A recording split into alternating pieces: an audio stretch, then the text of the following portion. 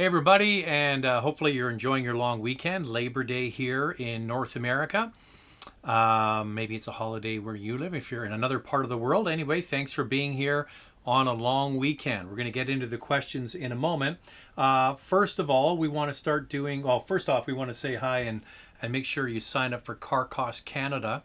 Go to carcostcanada.com and become an expert member. Sign up using the promo code MOTORMOUTH, the name of the channel here, and you can get extra searches for free. Okay. All right, we're going to get into the pictures first of all. So Martin sent me a couple of pictures. This is his daughter, and he lives in Ontario, and he was cross-shopping the Golf and the Civic, and he found the Golf was 30% cheaper for insurance. So congratulations to you for that. And then he also sent a picture of his 2020 Wrangler. He said he was inspired by the video I did. I think mine wasn't silver. I think it was gray, the one I did. Either way, nice looking rig. And Tanka put a picture on last week of camping with his Silverado. But he said the newest car to the family is the Focus SE on the right. It has 335,000 kilometers. That's a lot of kilometers. Says it needs nothing. It's a 2011, and he paid $600 for it. Nice. Excuse me. All right. Then we're going to go into some pictures, drawings. This is from Dwayne.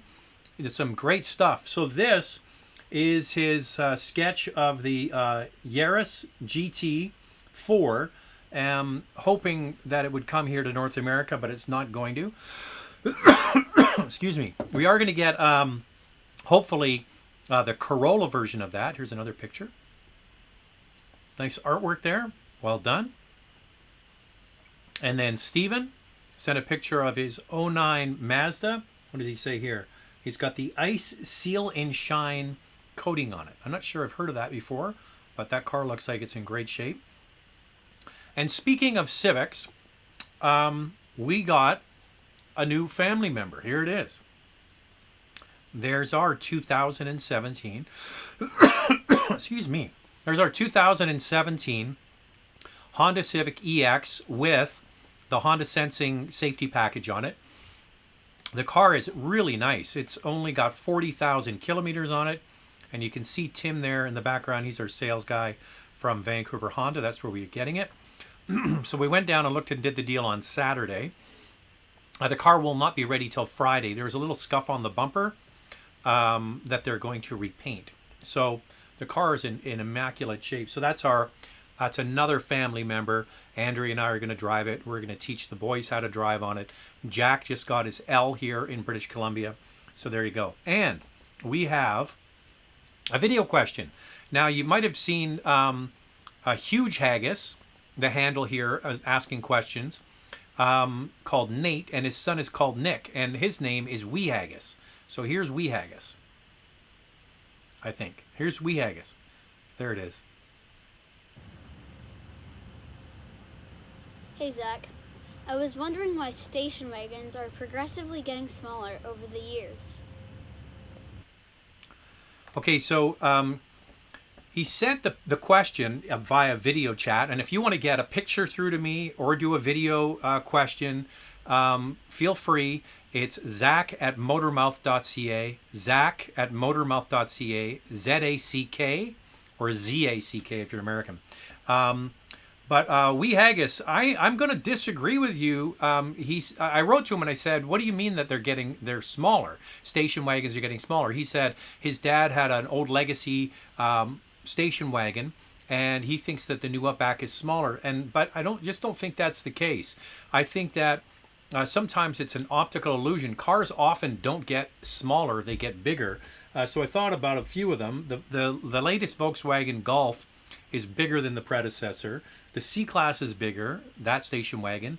The 3 Series is bigger, and the Outback certainly is bigger than the old one. So I'm not sure I agree with all of that. But anyway, it's nice that you're here, and thanks for sending the questions in. Okay, let's get into your questions now.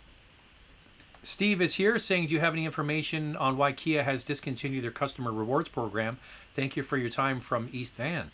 I don't really know anything about that. I guess that's really what you would call a loyalty program. Because I'm not a Kia owner, I'm not exactly sure what that is. Tech Pro is saying, have a subscriber sip. We're working on it. See if Jack is... I'll send Jack a text. Beer o'clock. He might be on it, but...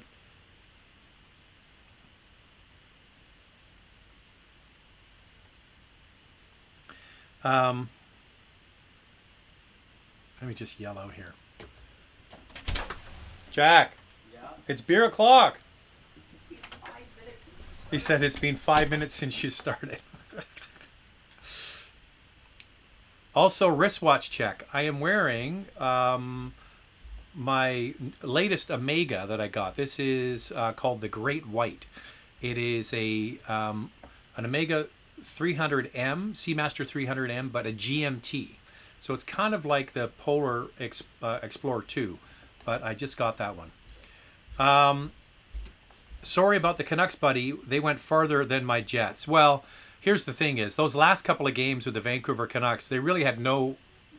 They shouldn't have been there. And they were running on fumes, and the goaltender was keeping them in. And the fact that they made it to a Game 7, I think is fantastic. And you know what? We were at the Starbucks. We live a block away from a Starbucks, so Andrew and I will often walk down and get a coffee and take the dog for a walk. And we ran into our neighbor. We call him Gramps. Come in, Jack. Say hi to your friends. How's it going with the Raptors? Horrible. Sit down. What are they down by? It's they're down by 23. Sit. Tell us. They're down by what? 23. Horrible. This isn't helping. Clearly not. Clearly not. What did you bring me? A Bax. Attaboy. Okay, you're free to leave. All right. There you go. He says it's only been 5. They just scored again. All right. So I take a sip and you subscribe. If you're watching live, you probably are a subscriber. If you're watching after the fact, you might not be. So I take a sip and you subscribe. Yeah, so the Canucks had no right being there, and we ran into our neighbors, the father, we call him Gramps. We said, Gramps, well, he said it was a lot of fun, but he made a good point. He said next season starts in like 2 months. So teams you hope that had some momentum in the playoffs will be back at it very soon. So yeah, the NBA will be done, and then they'll be starting a new season and so on. Is it game over for diesel cars forever? I would say for cars, absolutely. For trucks, no. And I would say you've got domestic manufacturers, and really that's it for SUVs and trucks. The Germans have abandoned it altogether. It's all their fault that we're in this situation and there's no diesel utilities from German manufacturers. Volkswagen, Mercedes, they all were up to shenanigans and got caught, and they're not doing it anymore. They've pivoted to electric.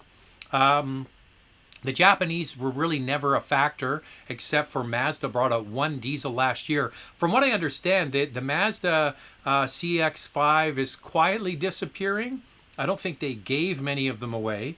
So what you have left are domestic brands. So you're definitely seeing more diesel in 1500 pickup trucks, and also in some utilities. Like for General Motors, they're using the inline 6-cylinder that they're using in Silverado and so on is going to be used in their full-size Tahoe, Suburban, even the Denali's and the Escalades will have that engine. Ford, from what I understand, is going to be making their 6-cylinder available in the Expedition, but we're going to have to wait and see. We have a Richards here with a super chat. Hey Zach, greetings from Chestermere, Alberta. What's your take on German diesel, i.e. TD BlueTech and North American diesel, either Ram, Jeep diesel? Okay, so this is kind of pivoting on what we were just talking about. And thank you for the super chat, and I appreciate that. So yes, I did forget to mention the diesels in the FCA products. So you get the diesel, the 3-liter VM Motori diesel in the Jeep, and the Wrangler, and what else do you get it in? Yeah, the Ram, and so on. So how are they in comparison to those German brands? Well, it's a European diesel engine. It's made by a company, it's an Italian company called VM Motori. And they make a lot of diesel engines for trucks, and they're a big supplier of diesel engines, so they're not slouches at this. The bugaboo for the early iterations of the 3-liter diesel in the Grand Cherokee, for example, was the Bosch scrubbing system. And this has been the problem for all of them, is getting the diesels to comply with North American standards. So I would suggest that the early ones I would avoid. I don't really know what kind of reliability there are for the new ones. They've just recertified the engine and started introducing it again. I'm a big fan of diesel engines, and I think that in a utility, they make so much sense, especially these full-size utilities. Like if you're going to have a Silverado, not a Silverado, a Tahoe or a Suburban, and you need to move a lot of people around, and you need to tow, and you need to do a lot of miles on the highway, a diesel is fantastic.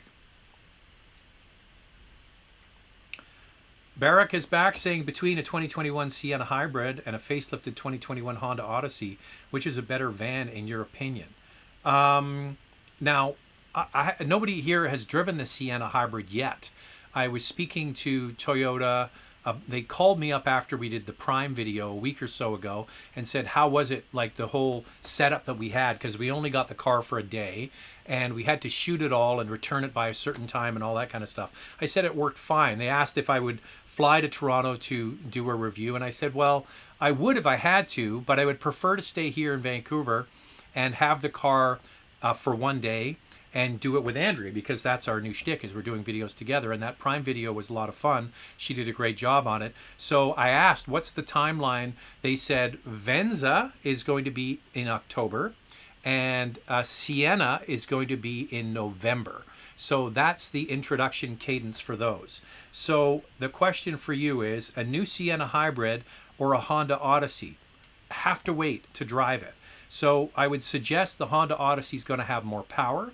Obviously, I think what's the output of the hybrid system? 241 horsepower versus almost 300 horsepower for the Honda Odyssey, or 290, something like that. So yeah, I have to wait and see.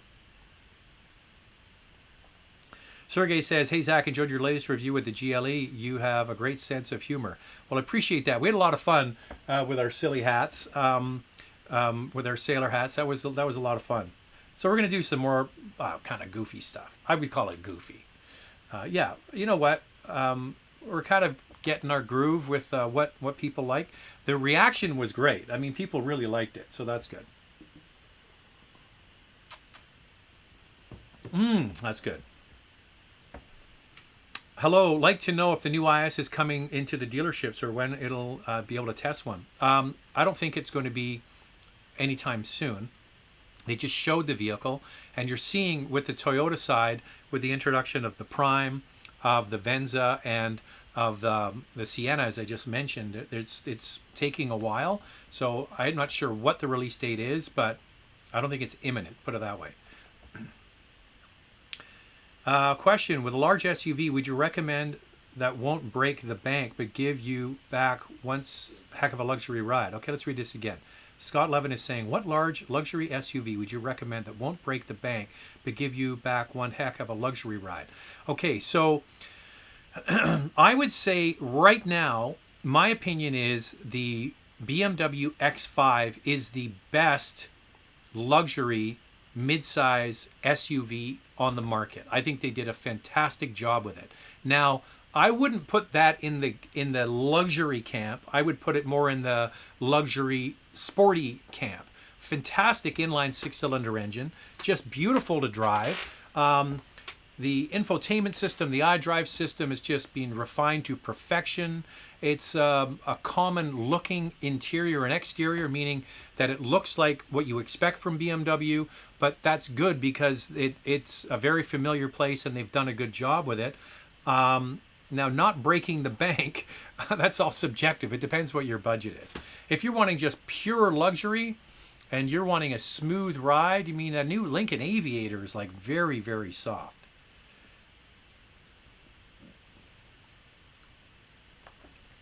Your Civic looks like my daughter. She has the turbo 1.5 engine, 17 model year, has been a great car for her.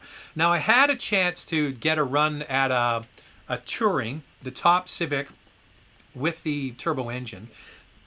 and but it had many more miles on it.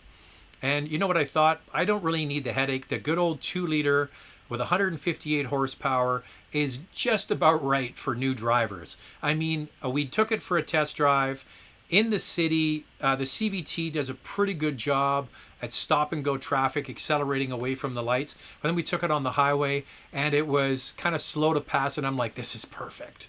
You know, I don't need a turbo. I don't need it fast. I need it just to deliver the goods and get these kids driving and learning, and for all of us to use the car together. So it's not exciting. It's not fast. It's just perfect for new drivers. I wouldn't get a new driver I mean, your daughter might be quite responsible.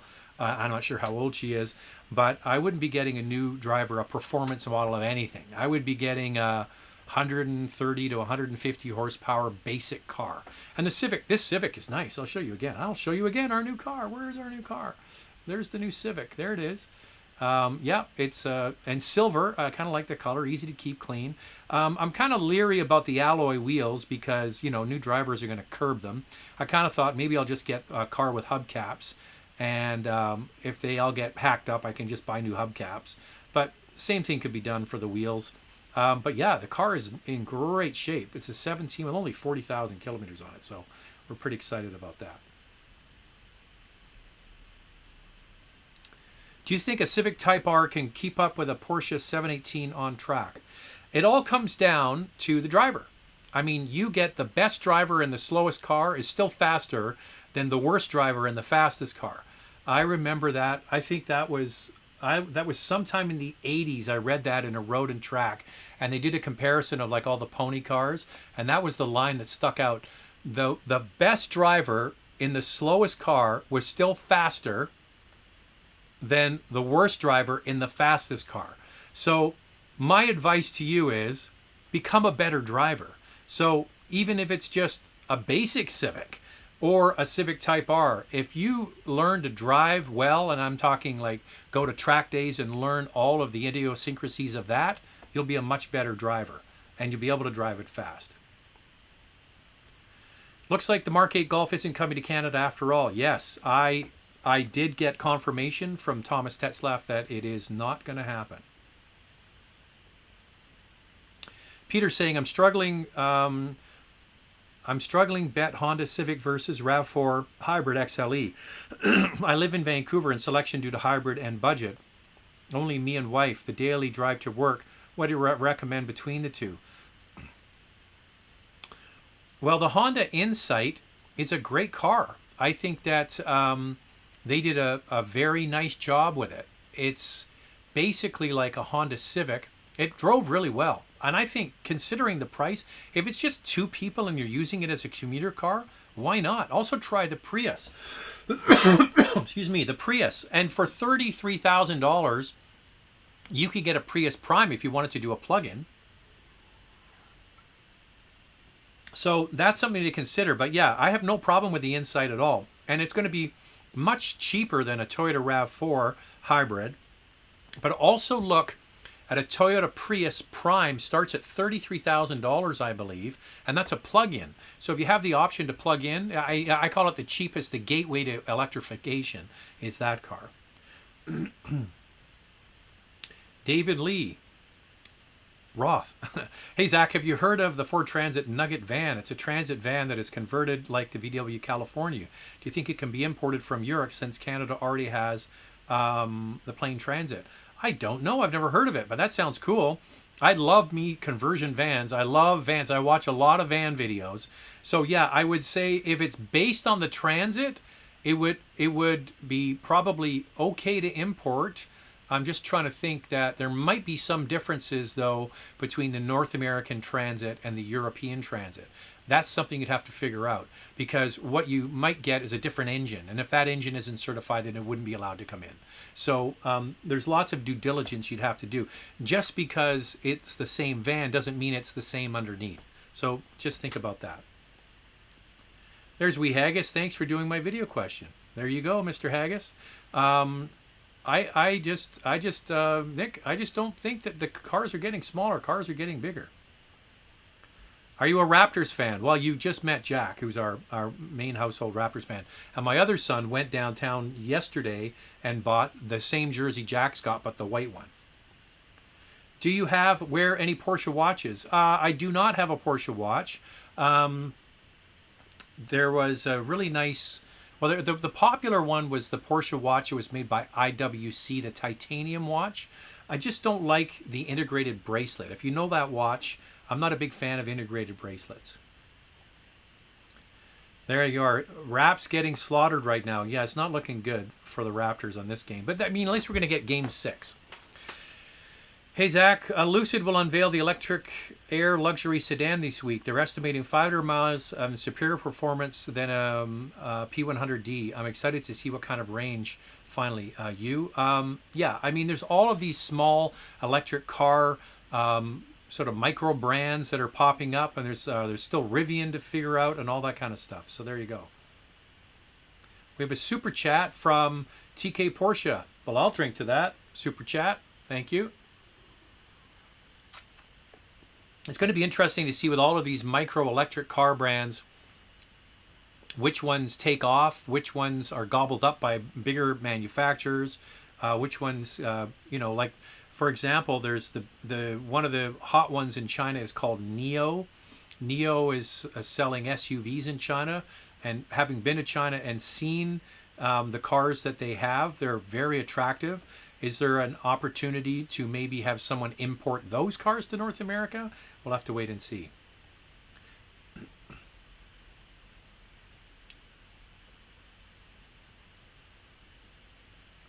Kid on the way, and we both have small cars. Looking at a CR-V hybrid, RAV4 hybrid, or a used Porsche Cayenne for a similar price. Budget to 35 to 40,000 Canadian. Well, first of all, the CR-V hybrid not available in Canada. So that one is out. Whether we're going to be getting it, I still haven't heard. But yeah, one day we will. Here's the thing is, the question I have for you. Okay, so you're starting a family. You need the extra space. What is your appetite for, what's your pain threshold? You're going to be up to your eyes in diapers and crappy pants. So you got to deal with that. That's one thing. Now, with the car, do you just want to set it and forget it and just own the car and not worry about it? Then just get a Toyota RAV4 hybrid and just be done with it. Now, if you're somebody that is willing and know that if you buy a $40,000 Porsche Cayenne, which is now going to be 5 years old probably at least, there's going to be some maintenance involved. You might not get one still under warranty.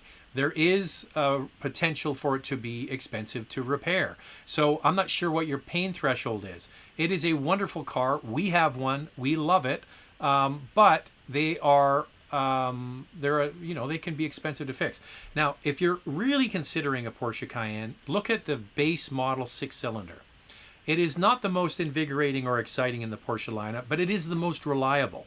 Now, if you're just looking for pure, don't worry about it, get the RAV4 hybrid.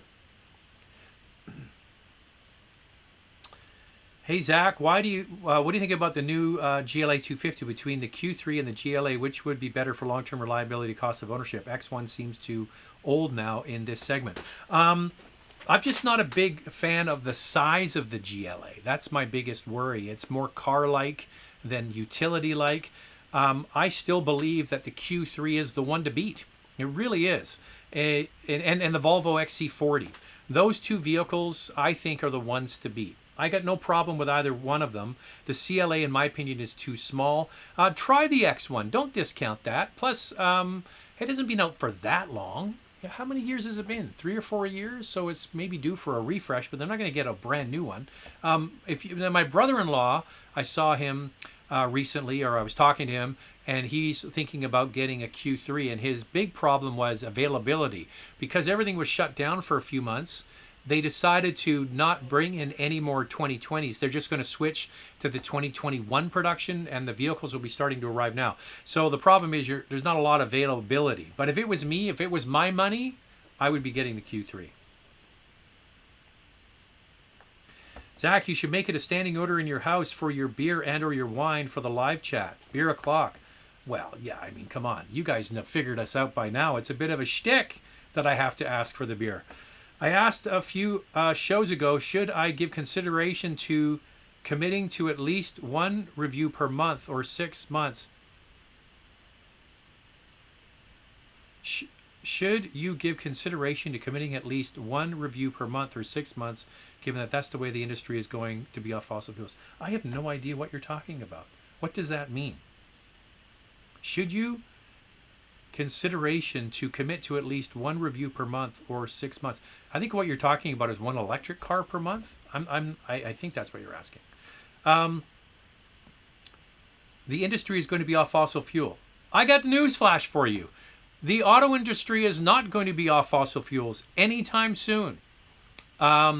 We were at a dinner party the other day, and I asked the couple, just average couple, they don't follow the auto industry. I said, and this is the United States, what percentage of vehicles do you think in the United States are electric?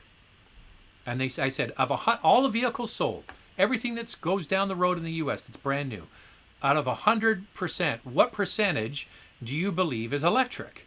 And they said, oh, it's got to be 10 or 20%. I said, no, it's not even 2%. It's not even 2%. And they said, oh, but you go to Yeah, I said, you go away from California. Go to Texas. Go to Oklahoma.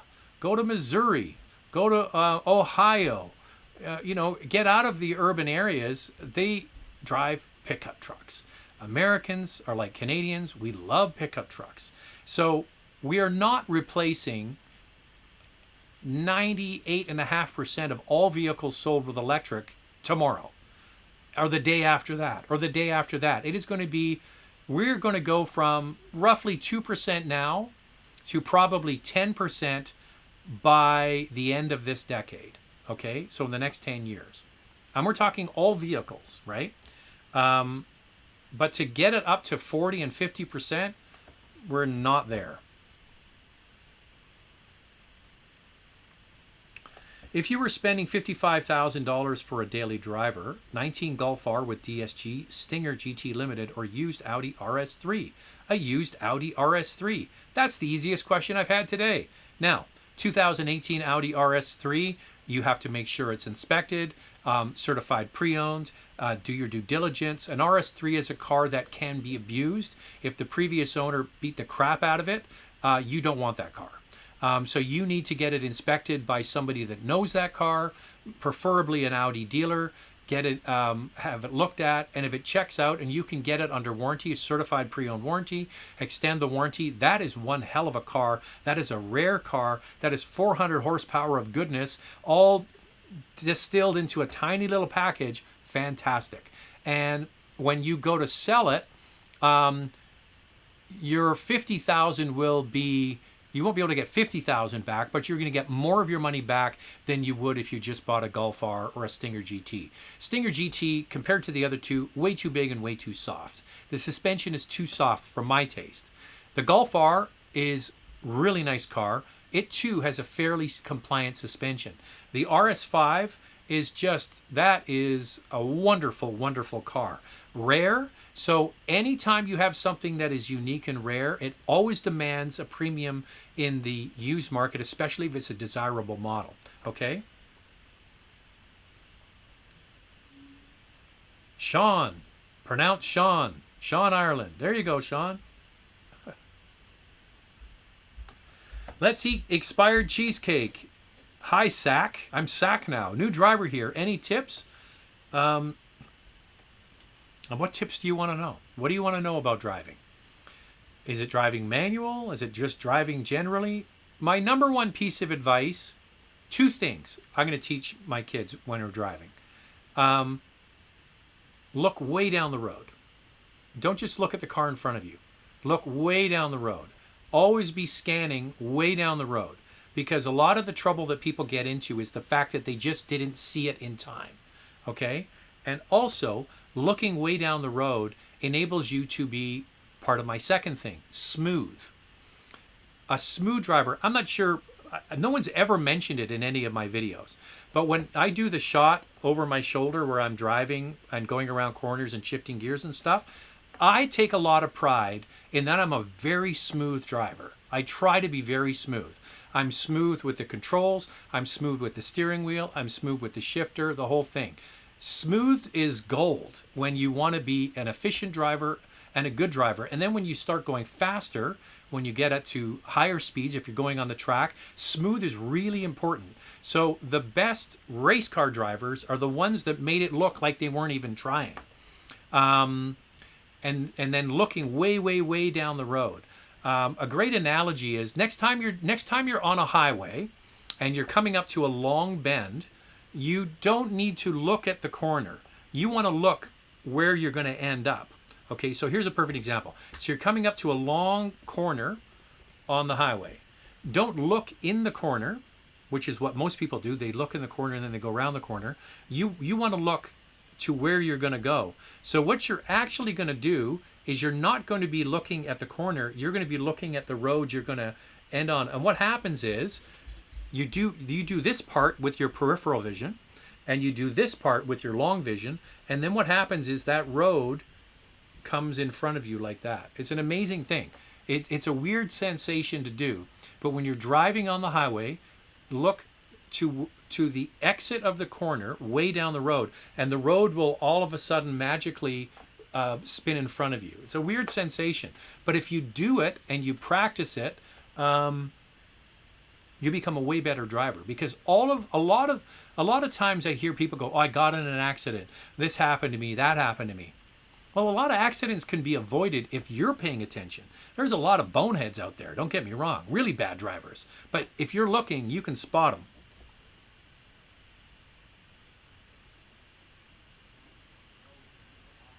Is the Sienna or anything like the Highlander hybrid, then it's going to, if the Sienna is like the Highlander hybrid, it's going to be great. Yes, it's the exact same powertrain. And by the way, Andrea and I in 2 weeks, this week, just a little rundown of what we're doing. So there's a Porsche 993 video that's dropping, like it's kind of the Survivor Series. That's going on Wednesday. Next Saturday is the BMW 228 Grand Coupe. The following week will be the Alfa Romeo Giulia, which we're getting tomorrow. And then the week after that, we have the Highlander Hybrid. We have the Telluride. And we're going to do a comparison of them as well. So there's going to be 3 videos coming out of that. There'll be one on the Telluride, there'll be one on the Sienna, the Highlander Hybrid, and then there'll be one as a comparison. Okay, so there you go.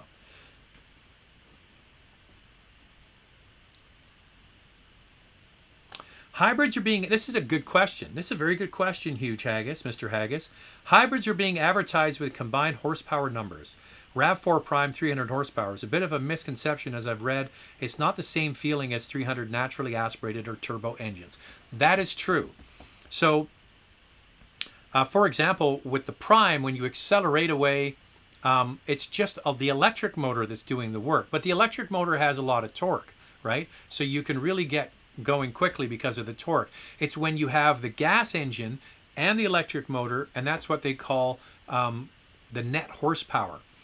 You're right. It's not sneaky. It's true, the horsepower, but you're right. I mean, a 300 horsepower turbocharged 4-cylinder engine in the RAV4 would be a great vehicle. But the upside to a hybrid system and the electrification of the combined system is that you get that low end torque. And a lot of engines struggle with that. So torque is king, and torque is what gets you away from a traffic light. So yes, I agree with you, but the proof is in the driving, and they actually drive quite well. What are the top competitors non-premium for compact SUVs outside of the usual Toyota Honda cars? Well, if you're a regular viewer here, you know, and I say this all the time, and people laugh at me and they say, "You're an idiot, Zach, you don't know what you're talking about." And then somebody will put Scotty Kilmer disagrees with you. But I'm here to tell you, if you look at the actual data on this car and the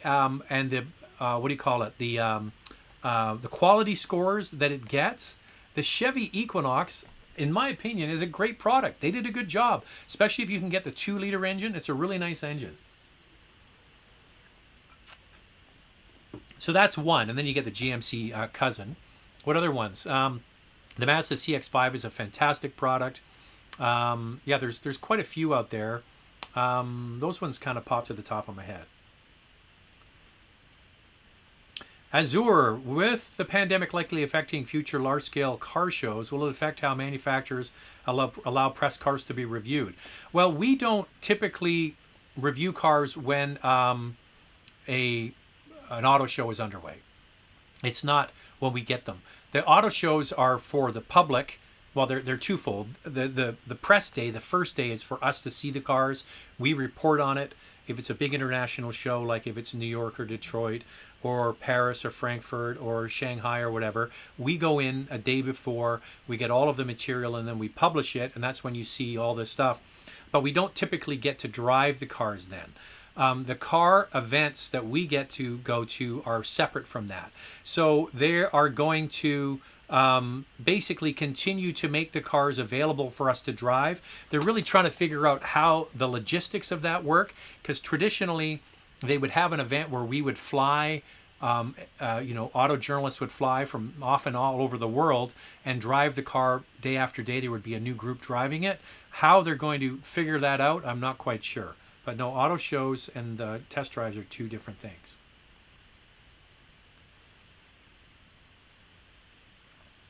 Live chat does not include like button. People need to click X to quit live mode, then like, then return to live. Well, thank you. Thanks for the pro tip. Because I do it, I don't do it live. So there you go. Look at Mazda. They are premium without high cost of a premium SUV. So that, I think that's follow-up to the question I did just a moment ago. And I would agree with you. If you are looking at a RAV4 and a CRV and you want something maybe a little bit more upscale, that's your vehicle, the Mazda CX-5. What are your thoughts about the 2020 Nissan Titan? In Canada, 2021 will be the last year for Titan. From what I hear, is Titan is going to be pulled from the Canadian marketplace. So if you like it, then get it before it's gone. It has just been a real sales failure for Nissan. I think that this new one is much better looking. They did a nice job of the interior. The engine is strong, but it likes gas.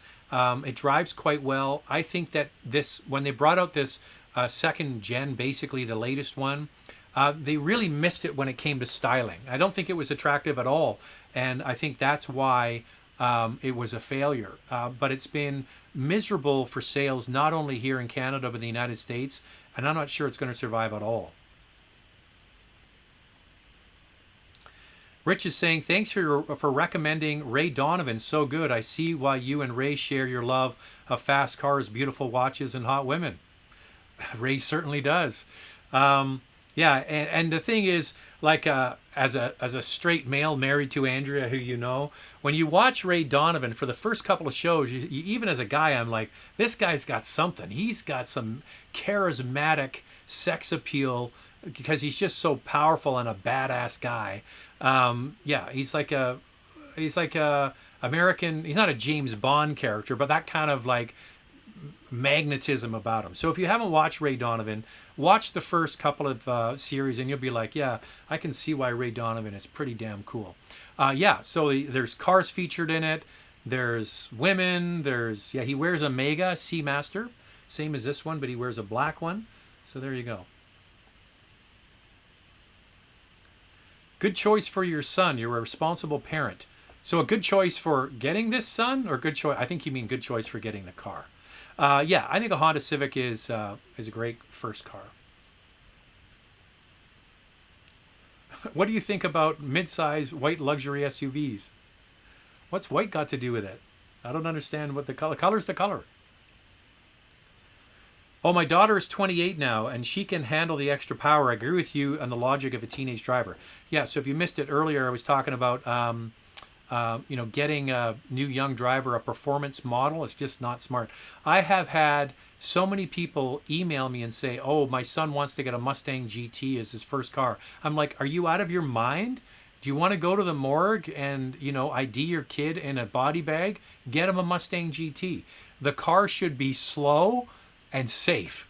And once you learn how to drive, then you can go and get more performance. My first car, my dad was sneaky about this. We got an old antique car. I got an old 1949 Buick. So my dad spotted this car in Toronto in the West End. The West, Queen West, which is all the trendy bars and everything are. Back then, it wasn't as trendy as it is now. This car was parked on Queen West, right near the El Macombo, I believe. And he says, hey, let's go down. I saw this car. Let's go buy it. So it was a 1949 Buick. So this car was already ancient when I got it. But it was so big, and it was so slow, and it was really cool. I could get like 8 of my friends in it. It was excellent. But you want kind of not powerful and safe. Wireless Android Auto. Would that just drain the phone battery much faster, making it pointless for longer trips? Better to buy a standalone GPS system. Thanks. I'm not sure how much battery it pulls. You don't really worry about Bluetooth connectivity when you're connected your phone to the car. So I'm not sure what kind of pull it has on the power. If you were to buy a brand new car right now, what would you pick for $40,000 budget? Well, Joe Incorporated, I need to know what size of car, what are you using it for, all those things.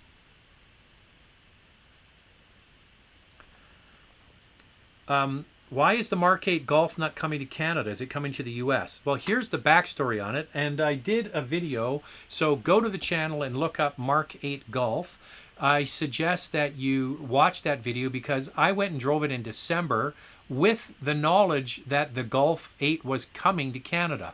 So I even mentioned it in the video. It is not confirmed for the United States. They said we're taking a hard pass on Golf. They're all about the Jetta in the United States. Jetta is made in Mexico and they sell a lot of them. Sedans are way bigger than hatchback cars in the US. So they're all about Jetta. That is their small car, which isn't a small car at all. They said, no thanks, we're not going to take the Golf, which now is being made in Wolfsburg. It's not being made in Mexico any longer. Canada said, we'll take it. So I got invited to go and drive it because it's coming, right? No. What happened was the business case for importing a car just for the Canadian market wasn't there, from what I understand. These decisions are often made on the back of what the U.S. decides. Unfortunately, Canada isn't a big enough market, and we don't sell enough cars to dictate what we're going to get. Everything is done in combination with the United States. So that production capacity that was in Mexico is now being returned to Wolfsburg in Germany. So out of Germany, we're going to get the Golf R, and we're going to get the GTI. Those vehicles will continue. Golf out of Mexico is no longer there. They're going to take that capacity along with the Beetle capacity. They used to make the Beetle down in Mexico. That is going to be increasing supply of utilities and increasing the supply of a brand new subcompact utility. So smaller than Tiguan is coming. Something is coming. Unfortunately, it isn't, what's it called? The T-Roc. It's not the T-Roc, but it's going to be something smaller. Nice choice on the Civic, Zach. My first car was a 91 Acura Legend. Now I've downgraded to an 09 Mazda. Acura Legend. Legend. What a legend. My dad had an 89 Legend. He had a Legend manual transmission. Great car.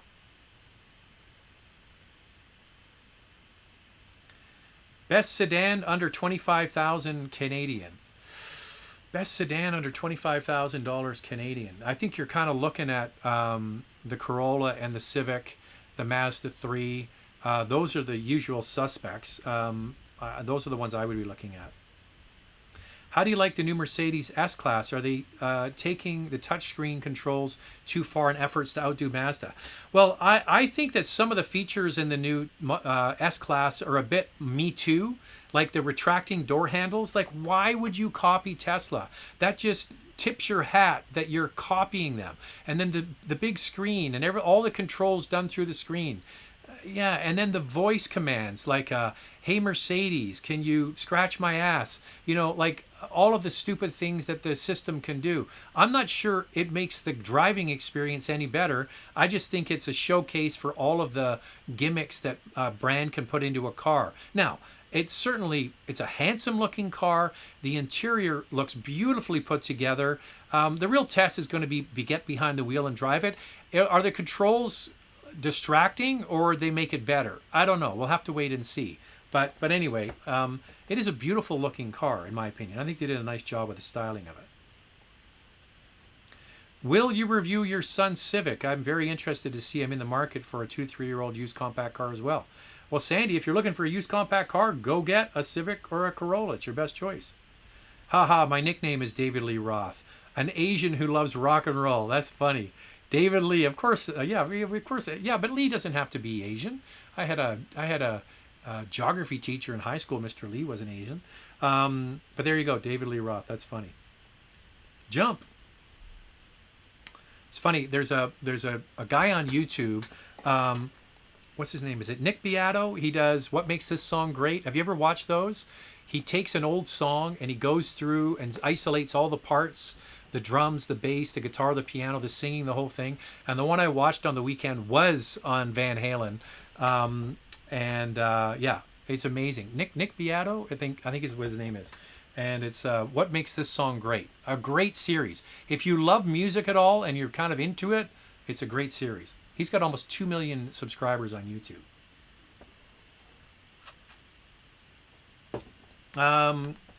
Juliet, when are we getting the new Volkswagen, the new small SUV? Tarek, if so, when? Thanks. I haven't heard anything yet.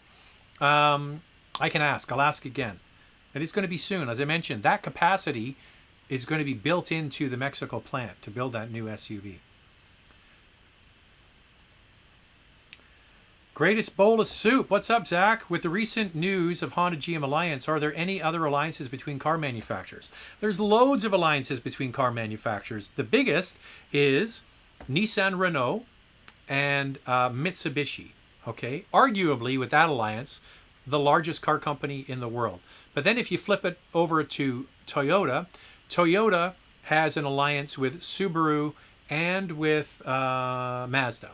Okay, so Toyota, Subaru, and Mazda. There's sharing going on. So that's another alliance. Volkswagen and Ford have an alliance on commercial vehicles. General Motors and Honda have an alliance on electric vehicles and for small vehicle production.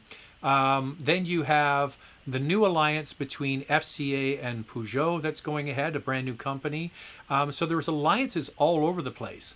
Car companies need to share costs, massively expensive. For example, a company like Subaru is a small player, really. So is Mazda on the global stage. And they need desperately to have electrification in their lineup because there are jurisdictions around the world that have zero emission mandates. And if you don't provide a vehicle with zero emissions, then you pay a penalty to sell your cars in that jurisdiction. For example, here, it's in the province of Quebec. So in order for these car companies to get around it, they borrow the technology from another brand.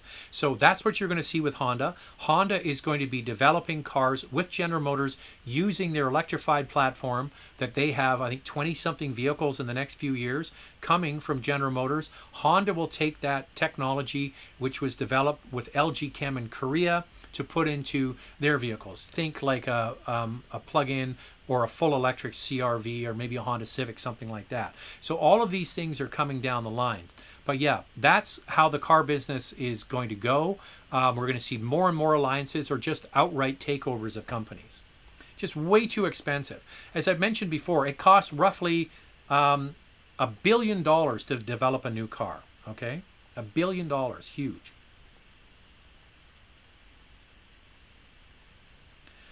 Josh is here. Josh, nice to see you. There you go. It's Quebec friend, or our friendly neighborhood real estate agent, Josh. What do your Quebec colleagues tell you about the market in my province in particular?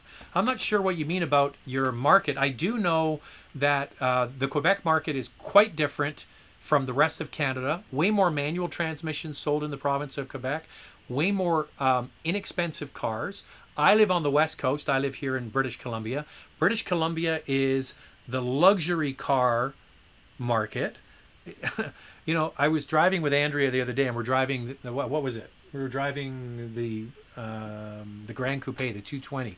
And I said, you know, from where we live over out towards the University of British Columbia, you will drive and you will see Range Rover, Bentley, Rolls-Royce, Ferrari, Lamborghini. Like, it's just a parade of high-end cars. I mean, the money in high-end cars in British Columbia is crazy. You get to the other end of the country in Quebec, small, cheap, inexpensive, manual transmission, base models.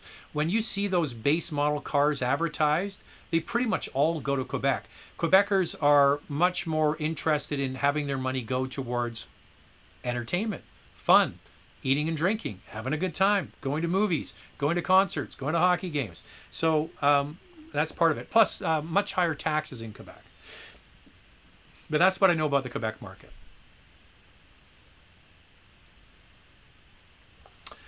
Is a 2015 Legacy 2.5 a good car? Now, there's nothing wrong with this car. It comes with standard all-wheel drive. I think that car won Canadian Car of the Year. It is a bit dull to drive. It's not very exciting. The CVT kind of zaps some fun out of it. If you don't care and you're just looking for transportation, you like the all-wheel drive, you like the advanced safety features, you like all of that, get it inspected, make sure it's running fine, go ahead. It's a good car. It's not exciting. It's just it's a good car.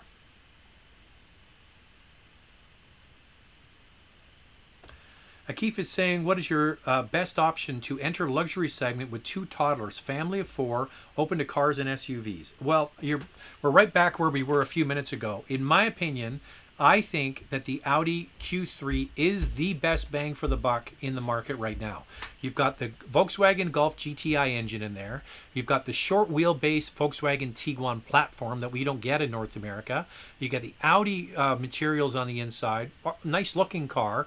And the options aren't crazy. Like you get, I looked at it the other day, you can get, I think, a base model in the low 40s, and a fully equipped one is like 50. So there's not a huge spread. It's not like BMW and Mercedes where the more options, the price just gets crazy. I think that's a very good choice. So check that. What are your current personal vehicles? We have the new Honda Civic. We have a Toyota Tacoma.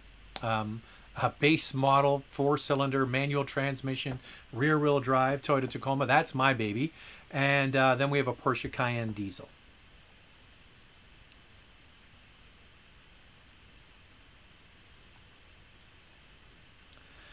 Good question here. Will you be reviewing the new Subaru Crosstrek? Might be interested in it in a couple of years. Cheers, having a Buffalo Trace whiskey tonight. Well, I'll drink to that.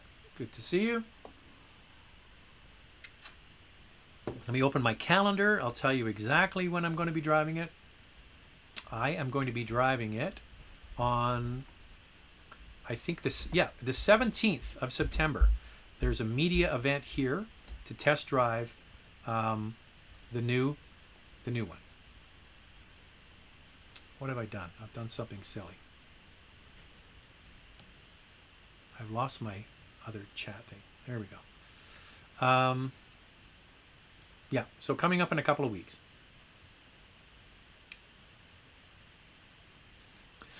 What do you think about a used 12 Audi A6 versus a 13 Lexus GS? Same thing again. What's your pain threshold? What are you open to in terms of maintaining and keeping it running? If you're just wanting a car that you don't have to really do too much and worry about, get the Lexus. It's just going to be a whole lot less headache. Now, if you can get the A6 inspected, it checks out, all those sorts of things, but you're going in knowing fully that you're going to have to do maintenance on it and get it repaired once in a while, it's a fine car. If it was me personally between the two, I would get the Lexus.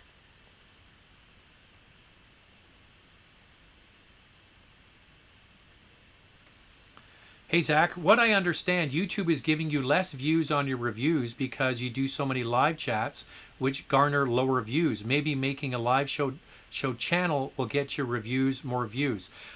Nobody really knows. Josh, I appreciate the input, but nobody really knows. Now, one of the things I will say in terms of, okay, here's a perfect example. When I started doing these live chats, the channel viewership went up. Okay. And then, when I stopped doing them, remember when I lost the camera and all that kind of stuff, there was no change. what the live shows do is show Google that people watch for a longer period of time. So my channel average of time spent watching videos, because of the live shows, the average for the live show is about 18 minutes, which is quite a long time considering all the times that people are tuning in and tuning out. So 18 minutes is a long time to watch. You know, maybe we'll do a test and not do any live shows for a month and see what happens. But I haven't really seen anything one way or the other. Any tips for manual shifting? What I would do is there's probably some good videos out there on how to shift your transmission manually correctly. What I would suggest is that same thing I said about driving generally, being smooth is important. So, you know, when you first start out driving manually, it's just about doing it, right? Like, okay, I got to put the clutch in now. I got a second gear, and how do I do reverse, and how do I start on a hill? It's basically all just about the basic mechanics of getting it done. So once you've got that sort of under your belt, and once you feel confident doing that on a regular basis, and once you feel like if you're in an emergency situation, you could handle the car, then you can start doing things a little bit differently. Like you could learn to heel and toe downshift. That's a real sort of advanced maneuver. It takes quite a bit of time to learn. So heel and toe downshifting is for sort of more expert levels of driving manual transmission. But shifting quickly and dropping the clutch and all that kind of stuff isn't making you really, it's just be smooth. That's my number one piece of advice. So Josh is saying smoking tire, drop the live chats. Well, I don't know where I would put them because you need the only place I could put the live chats would be on my watch channel, and I would just confuse people, right? So once you have to have a certain number of views in order to monetize. So if I did a live channel, I wouldn't have any views. So you need a certain number of subscribers and views in order to do that. So I'll look into it. Do not buy a Prius Prime. They don't sell much. Corolla Hybrid is better handling and a bit more fun. Yeah, I would agree with you that I think the Corolla Hybrid is a nice car. I think it handles better than the Toyota Prius. Duh. The Prius. It's not actually, because my brother has the Prius and he said it's on the new Toyota Global Architecture, and I asked Toyota about that and they said not quite. The Corolla is on the new Toyota Global Architecture. The Prius was sort of like 80%. So even though the Prius does handle better than the previous one, it doesn't handle as well as the Corolla.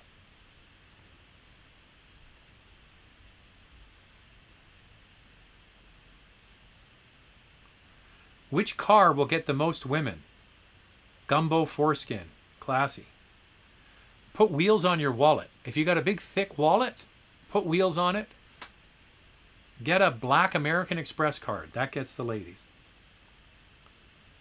Was there a lot of torque steer on the RAV4 Prime? No, there wasn't.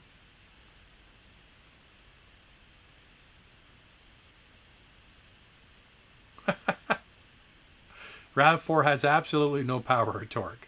I don't know about that. Good driving tip, Zach. Almost got T-boned by someone running a red light last Saturday. If I had tunnel vision and not looked left, I wouldn't have stopped in time. The number one piece of advice for driving is your eyes. It's your vision. If you will go where you look. That's a classic example of, this is like a lot of young or inexperienced or just not good drivers. If you look at it, you will hit it. So the trick when learning to drive for an emergency situation is don't look at the parked car, because if you look at it, you will steer right towards it. It's this crazy thing that humans have. What you want to do is look to where you want to go away from it, and your mind will get you there. So looking and visuals for driving, absolutely key. Oh, I see Gumbo Foreskin is really piling in with a bunch of nonsense.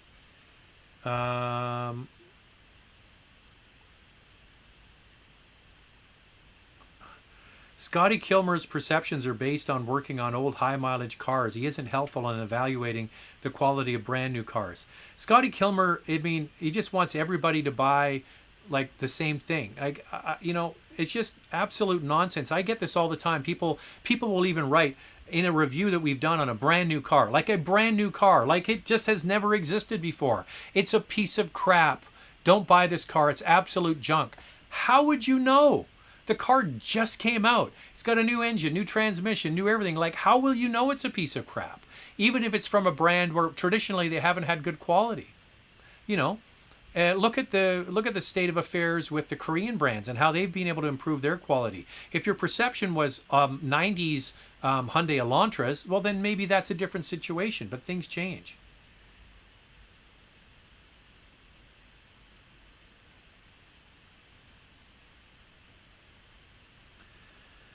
Where do you think the manual transmission cars will go in the future? I love driving manual and have a Honda SI 18. Would like to upgrade to a German manual. What do you recommend? Well, there's really no German manuals left, except the only German manuals left are in basically the 2 Series. So if you're considering getting a manual transmission, the BMW 2 Series, not the 4-door Grand Coupe, it's not available with a manual. I would suggest the 2 Series Cooper Cabriolet. Fantastic car. And there is, a time when that might go away. The 3 Series manual is gone. But there you go. So a 2 Series would be the best. I agree. If you learn in a slow car motorcycle, you'll learn better technique and defensive skills as opposed to muscling your way out of a situation. Now, I'm a big believer in having a car with power to get you out of a getaway. Like when you're driving and you get in this situation, you're driving down the highway and you're surrounded by a pack of morons, right? Like just people who don't know how to drive. There's one guy stuck in the left lane doing 10 miles an hour slower than he should be. The guy next to him is doing the same. And you're just like, get me away from these idiots. And you get around them and you can get by them. A powerful car can get you out of a lot of sticky situations. But using your eyes and planning and, anyway, I agree with you.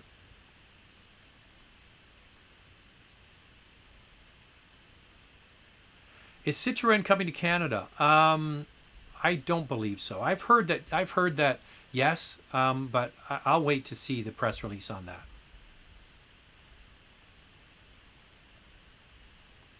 Retracting door handles are not invented by Tesla. It first came in Aston Martins. It's a styling trend that will become more prevalent. Yes, okay, absolutely. But when you see it on the new S-Class, people don't go, oh, Aston Martin. They go, Tesla. It looks like a Me Too car. Oh, there it is. Rick Beato. That's his name. Not Nick Beato. Rick Beato is a great channel and guy. Yeah. Rick Beato does those, What Makes This Song Great. And especially if you like older rock songs, he dissects them. He did one on Elton John I watched last week. I watched the 2 on Van Halen. I watched 1 on Peter Gabriel. So he goes through all the core. It's just amazing to watch. I mean, just unbelievable. Hey Zach, I recently bought a 15 X5 35i. Just wanted your thoughts on it and its longevity. It's currently 72,000 kilometers. Thanks, Zach. Feeling the local love from Van City. Hey, Johnny C. Nice to have you here from Vancouver. I would suggest that it is a great car. The engine is a wonderful power plant. It's a nicely balanced vehicle. What you need to do is, it's 72,000 kilometers isn't that much. If you're worried about it, next time you take it in for an oil change, get the mechanic to give you a sort of state of the nation, where you are when it comes to these sorts of things. And please go to a mechanic that knows these cars. From what I understand, there can be issues around the turbocharger. But ask a BMW technician that has expertise with this car to tell you kind of where it is. If it's going to need this, that, or the next thing in the next few years. A 5-year-old BMW with 72,000 kilometers isn't that much. And if you maintain it regularly and do the proper maintenance, you should be fine for a while.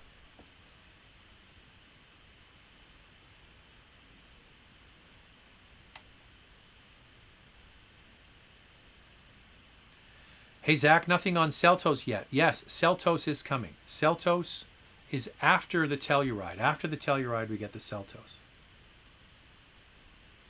Hello, Zach. Do you think speed limits should be increased in Canada? I don't drive too fast, but limits seem out of date based on newer cars. I totally agree. I think that in British Columbia, where I live, on the major highway that runs through the province is called the Coquihalla and the Coquihalla Connector. The speed limit is 120 kilometers an hour. And on a major highway with wide lanes and what have you, that is about right. See, in the United States, the speed limit is 70 miles an hour. And in Canada, we have it at just over 60. So I do believe there is room to put the speed limit up to 110, 115 kilometers an hour. The police and everybody knows whatever the posted speed limit is, most people go anywhere from 10 to 20 kilometers over the speed limit. So if you have the speed limit at 110, most people are doing 120 or so. And modern cars are much, much safer than they ever have been. It's the drivers haven't improved. In my opinion, I think drivers have gotten worse. I think people are just terrible drivers. And now we're adding all of these nanny aids where they just can be brain dead. I don't think that's a good thing. Excuse me. All right, I'm up against the clock. I'll be gone an hour and 5 minutes. Thanks to everybody that tuned in. Don't forget to go to Car Cost Canada. Sign up using the promo code. I'm going to get a drink of water. I will see you guys on Thursday. Hopefully the Raptors will be up for Game 6, and we'll chat then. Take it easy, everyone.